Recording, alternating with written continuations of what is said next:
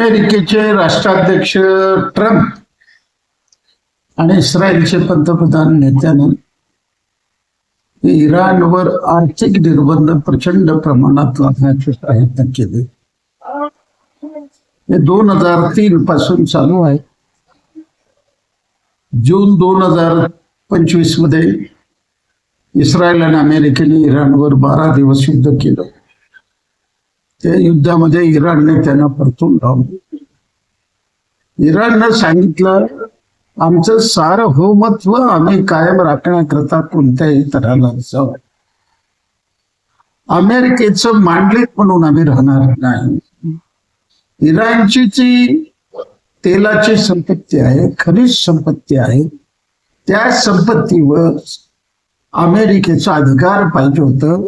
एक बाहुली सरकार आणण्याचा प्रयत्न होता, परंतु त्या बहादूर इराणच्या जनतेने अमेरिकेचे निर्बंध झुगारून त्याने त्याच्या विरुद्ध टक्कर देण्याचा प्रयत्न सुरुवात केलेला आहे. आपल्याला सगळ्याला कल्पना आहे, गेले अनेक वर्षापासून पॅलेस्टाईनवर इस्रायलने युद्ध लादलेलं आहे.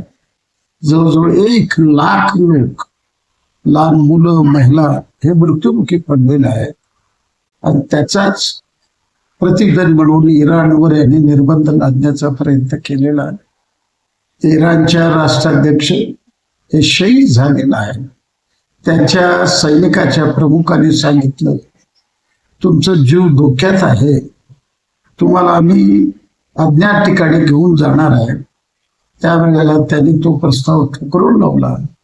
मी 9 कोटी इराणी जनतेबरोबर राहील, लढत लढत मरेल, परंतु शरणागती पत्करणार नाही. त्या पद्धतीने लढत लढत त्यांनी शहीद झालेला आहे. अशा या पावशी अमेरिका इस्रायलच्या युद्धखोर भूमिकेचा निषेध करण्याकरता बुधवारी दुपारी 11 वाजता पूनम गेटवर शेकडो संख्येने लोकशाहीला मानणारी जनता त्या ठिकाणी उपस्थित व्हावं आणि निषेध कार्यक्रमात भाग घ्यावा असं कळकळीचं आवाहन करत आहे.